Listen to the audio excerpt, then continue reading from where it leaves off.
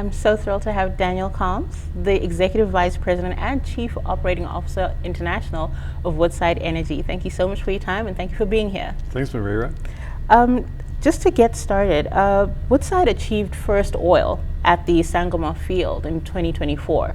What are the key operational successes that you've seen to date, and how is that project performing in terms of production targets? So the first thing I'd say is that we've had a really safe startup of the Sangomar facility, so a year without any safety incidents. We managed to ramp up the facility in about 9 weeks to 100,000 barrels a day. And since that time, we've been operating at about 98.6% reliability. So the performance of the asset has really been outstanding so far, producing at that 100,000 barrels a day. We're getting to the point where it'll start to decline soon, as it naturally would, an oil field.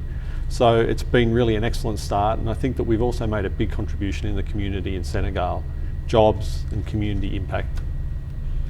And could you share an update on phase 2 of the development and what new infrastructure and drilling campaigns are being considered, and what is the timeline for FID?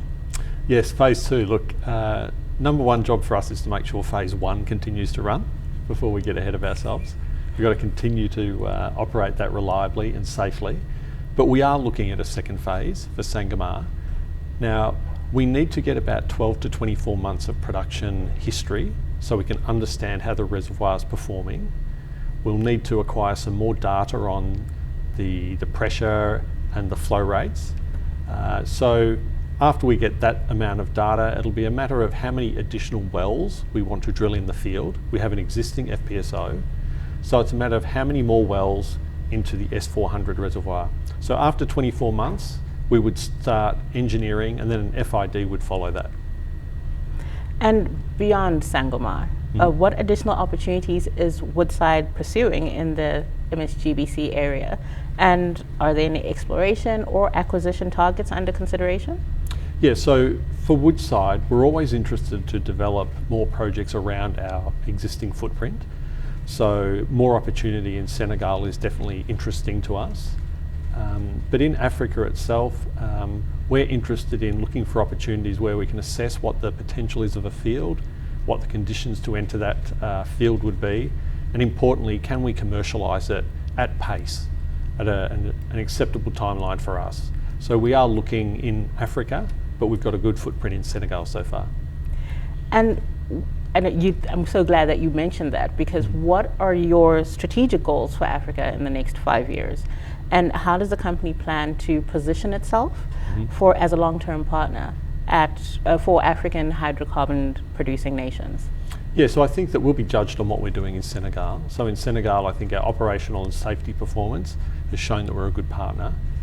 I think if we continue to create opportunities in the local community and jobs in the local community, that all says that Woodside's a good partner. So as I mentioned, we're interested to expand our footprint in Africa and do the same sort of thing in other places. So it could start in Senegal, but there's potential outside of Senegal as well. The key thing is that I think we're establishing our credentials. We show that we can commit to and develop something at a good timeline. And so we're looking for the right opportunity where we can do that again.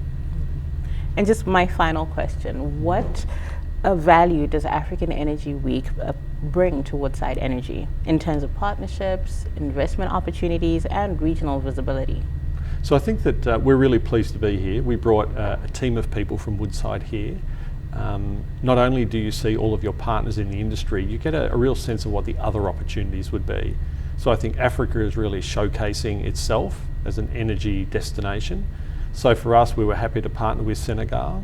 We're happy to be a sponsor of the conference, and it's really a chance to connect to what all the other opportunity is. Fantastic. Thank you so much for your time, and thank you for being here. Thanks, Marira. My pleasure.